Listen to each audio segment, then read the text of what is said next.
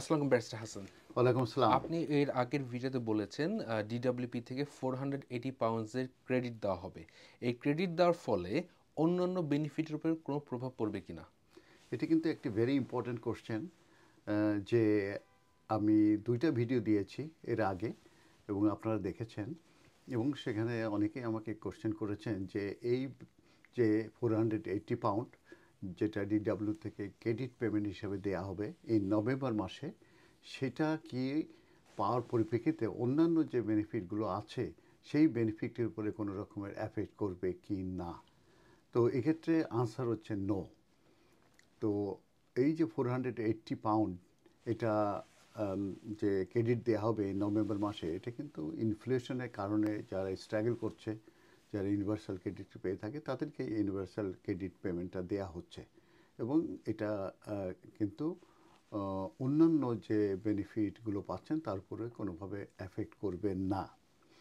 এর কারণ হচ্ছে যে এটা কাউন্ট করবে না ইনকাম ফর মেন্স টেস্টের বেনিফিটের জন্য। অতএব এটা মেন্স টেস্টের যে বেনিফিটগুলো জানি যে ইনকাম হিসাবে ধরা হয়, যে কত ইনকাম, তো এইটা ইনকাম হিসাবে ধরা হবে না। অতএব এটা এই মেন্স টেস্টের বেনিফিটের ক্ষেত্রে এটা কাউন্ট হবে না। সেকেন্ড যেটা হচ্ছে যে housing benefit, council tax support কিংবা পেনশন ক্রেডিট যেগুলো পেয়ে থাকেন, সেগুলো কি কোনো রকমের রিডিউস হবে কি না। আনসার হচ্ছে নো। এই যে housing benefit, council tax support, pension credit আপনারা যেটা পেয়ে থাকেন সেটাই পাবেন। এই 48 পাউন্ড আপনারা ইউনিভার্সাল ক্রেডিট পেমেন্ট পাওয়ার পরেও আপনাদের ওইখানে কোনো রিডিউস হবে না, যে রেটে আপনারা পাচ্ছেন সেটাই কিন্তু কন্টিনিউ হবে।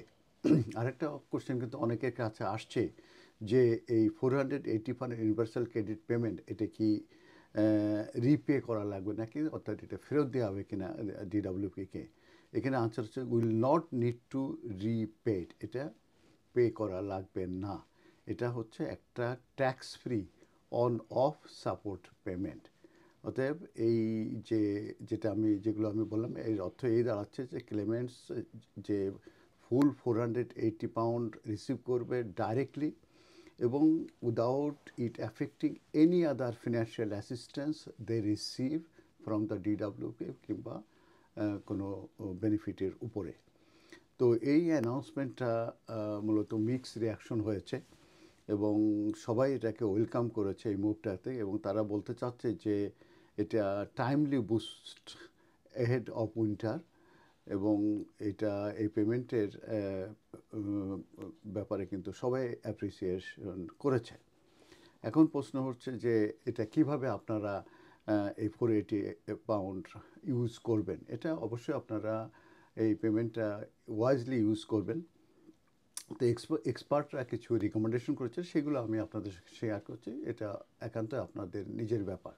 প্রথম হচ্ছে আপনাদের যে এসেনশিয়াল এক্সপেন্সেস আছে, বিশেষ করে হিটিং, ইলেকট্রিসিটি এবং গ্রোসারিজ, সেগুলোর পিছনে আপনারা এটা খরচ করতে পারেন।